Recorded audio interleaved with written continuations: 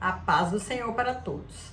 A nossa lição de hoje é a lição de número 2 do terceiro trimestre do ano de 2023, que tem por título A Deturpação da Doutrina Bíblica do Pecado. O texto áureo que se encontra em Romanos 3:20 nos diz: Por isso nenhuma carne será justificada diante dele pelas obras da lei. Porque pela lei vem o conhecimento do pecado. A verdade prática: o pecado de Adão arruinou toda a humanidade. Contudo, Jesus Cristo veio regenerar eficazmente o pecador. A queda no Éden transmitiu à humanidade a inclinação do coração humano ao erro. Por isso, a regeneração é o único meio possível de desfazer as consequências do pecado em que a natureza humana só pode ser transformada pela obra de Cristo. O pecado veio através de Adão e Eva, pela desobediência, por ter desobedecido Deus. A desobediência leva o homem à ruína. Por isso, é bom que nós estejamos sempre estudando a palavra de Deus, meditando, para a gente saber o que é certo, o que é errado, para a gente ir mudando as nossas vidas, né? Qualquer coisa que a gente vai fazendo errado, a gente vai consertando a cada dia. A Bíblia define pecado como a transgressão da lei de Deus. A palavra abrange não apenas errar o alvo, mas deliberadamente acertar o alvo errado. Trata-se de rebelião e desobediência contra Deus e a sua palavra. Além disso, o pecado afasta o homem de Deus, fazendo-o pecar contra o próximo e por se omitir em fazer o bem. É por causa do pecado que o homem é desobediente a Deus. Através do pecado, ele se afasta de Deus, fazendo coisas erradas, tipo matando, roubando, usando drogas, fazendo coisas que desagradam a Deus. O ser humano foi criado em estado de inocência, sem pecado, perfeito e dotado de livre-arbítrio. Porém, o primeiro homem, Adão, escolheu desobedecer a Deus e a sua queda corrompeu toda a humanidade. O pecado de Adão foi transmitido a toda a raça humana. Assim, a partir da queda, todos os seres humanos nascem em pecado. Toda pessoa já nasce em pecado. Portanto, o pecado não é passado adiante meramente pela força do mau exemplo, mas é um mal inerente à natureza humana.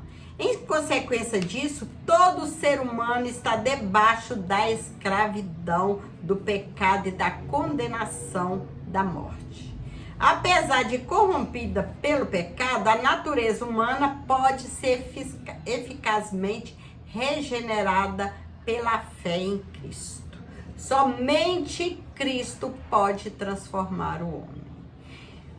Mas para isso acontecer, o homem precisa chegar a Deus. Por isso Deus deu o livre-arbítrio ao homem. Ele pode escolher o caminho certo, chegar a Cristo para ser transformado, ou então permanecer em pecado, permanecer no erro. Porém, somente em Cristo podemos chegar ao céu. chegar a Deus. O pecado afastou o homem de Deus. E Cristo, ele veio para libertar o homem do pecado. Cristo é o caminho que chega até Deus. Somente por Jesus Cristo o homem pode chegar a Deus. Corrupção total é o estado de corrupção mental, moral e espiritual da natureza humana. Nesse aspecto, a inclinação para fazer o erro é o resultado do pecado. Por causa da queda, todas as áreas do nosso ser foram corrompidas. Essa corrupção impede o homem de tomar a iniciativa no processo de regeneração. Ele só pode ser liberto do pecado após o convencimento do Espírito Santo. Sem essa ajuda divina, ninguém pode ser transformado. Nós falamos de Jesus, levamos o Evangelho a todas as pessoas que nos ouvem, pessoas que estão próximas de nós. O cristão, ele leva o Evangelho, ele prega a palavra de salvação. Porém, quem convence o homem do pecado é somente o Espírito Santo. Ou seja, o livre-arbítrio precisa ser divinamente restaurado. Sem a ajuda do Espírito Santo, ninguém pode ser transformado. Somente por meio da graça, o homem recebe capacidade para crer, arrepender-se e ser salvo. Dessa forma, a libertação do pecado não provém de esforço humano, mas é gratuita e divinamente ofertada. Jesus, ele quer libertar o homem. Ele quer libertar o homem da escravidão do pecado. Fazer dele uma nova pessoa, uma nova criatura e levar para o céu. Dar paz para a pessoa. E Jesus, ele não nos larga sozinho. A cada momento que seja ruim, que seja feliz, Jesus está sempre conosco. Ele não nos abandona. É maravilhoso servir a Deus. É maravilhoso crer que Jesus é o Salvador, que somente por ele nós vamos alcançar o céu. Teologia do pecado social.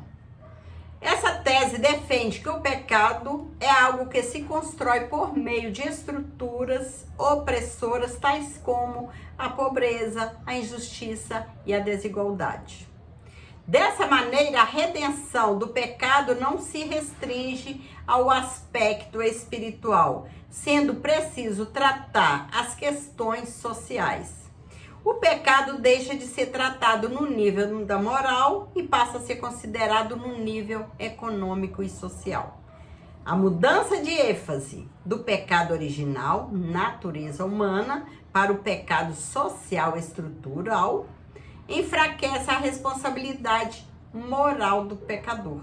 Então, deixa-se de enfatizar a causa para explorar os sintomas. A partir daí, resolver as questões de ordem social é visto como uma solução para o problema do pecado. Naturalmente, essa é uma deturpação do ensino bíblico a respeito do pecado. Teologia da libertação. Essa teoria busca libertar o oprimido das estruturas opressoras da sociedade. Ela nasce na década de 70 com Gustavo Gutierrez no Peru e Leonardo Boff no Brasil. Para eles, o estudo teológico não deve estar centrado em doutrinas bíblicas para libertar o homem do pecado, mas na indignação social para libertar o homem da injustiça social, econômica e cultural. O grande impacto dessas influências é que a fé cristã é reduzida à militância política, socialista e marxista. As pautas sociais e progressistas são disfarçadas pela roupagem do evangelho, postas acima dos valores morais do reino de Cristo, do reino de Deus. Então transforma-se o evangelho em conformismo, criticismo, assistencialismo. 1 Coríntios 15, 19 e Filipenses 3, 18 ao 20. O liberalismo teológico. Após a Reforma Protestante, 1517, floresce o liberalismo teológico, onde a razão é colocada acima da revelação divina. Como resultado disso, a inspiração, inerrância e infalibilidade das escrituras são questionadas. Os milagres e o sobrenatural são considerados mitológicos. As doutrinas da fé são interpretadas e ressignificadas. Troca-se a mensagem da salvação, de arrependimento, confissão de pecados e mudança de caráter por uma visão progressista que enfatiza a transformação social pelo paradigma do marxismo. Assim, o pecado é relativizado, o ecumenismo religioso é propagado e toda experiência espiritual é considerada válida. O ideário da teologia liberal é de oposição às antigas doutrinas bíblicas que se fundamentam na revelação das Escrituras. A normalização do pecado, crise ética e moral. Em termos gerais, os valores que regulam a conduta de uma pessoa denomina-se ética. E a prática dessa conduta recebe o nome de moral. Nessa concepção, a obediência aos princípios bíblicos reflete o caráter de um cristão. Porém, o conceito deturpado e relativizado do pecado resulta em desvio e falha de caráter. Desse modo, a sociedade deixa de ser eticamente sólida e se torna moralmente desajustada. Dessa crise de integridade irrompe ações incompatíveis com a fé bíblica. Temas progressistas violam a ética e a moral bíblica e passam a ser normalizados, tais como a imoralidade sexual, o aborto e o uso de drogas ilícitas. Imoralidade sexual. A deturpação da doutrina do pecado favorece o avanço da imoralidade sexual.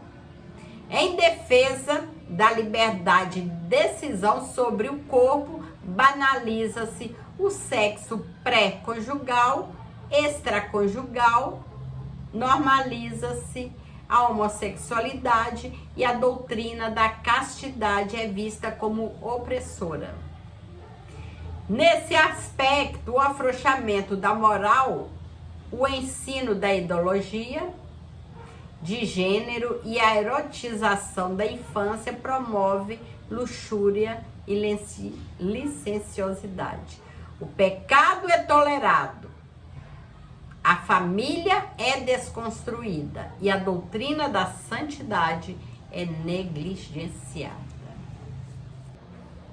O nosso corpo, sendo o templo do Espírito Santo, precisa ser cuidado, precisa ser zelado por nós. Chegamos ao final da lição. Chegamos à conclusão da lição de hoje. A relativização do pecado que o restringe, a solução de pautas sociais em prejuízo da moral e, por sua vez, o exclusivismo moral em detrimento de causas sociais, igualmente não retratam a fé cristã. Apesar de a igreja não ser apolítica e nem insensível às desigualdades sociais, o mal primário a ser combatido é o pecado inerente à natureza humana. Uma vez regenerado pela fé em Cristo, o crente repudia as injustiças contra o seu próximo. A igreja atuante é aquela que ainda milita na terra contra a carne, o mundo, o diabo, o pecado e a morte. A pessoa, o homem, quando aceita Jesus, ele cuida das coisas de Deus. Ele toma nojo do pecado, das coisas erradas. Ele repudia o pecado. A igreja atuante é aquela que trabalha e que luta contra a carne, contra o mundo e contra o diabo, o pecado e a morte. A igreja avança pregando o evangelho, falando de Jesus, ganhando vidas para o reino de Deus. A igreja precisa estar sempre atenta, sempre trabalhando, que o inimigo, ele procura tragar vidas, destruir vidas. A cada dia, quando abrimos jornal, internet, televisão, há notícia de assassinatos, há notícia de suicídio, há notícias de pessoas que estão se acabando por causa do pecado. Pessoas que ainda não conhecem Jesus, que precisam ouvir de Jesus para sair desse lamaçal do pecado e encontrar-se com Jesus. Ter uma vida nova. Ter uma vida pura. Caminhar com Jesus. Que o céu nos espera. Chegamos ao final. Que o Senhor continue abençoando cada vida. Que o Senhor continue abençoando nossa família. Que o Senhor continue nos usando como instrumento, né, para a gente falar da salvação, para a gente continuar pregando o evangelho, fazendo a obra aqui na terra. Fique com Jesus. Que o Senhor te abençoe.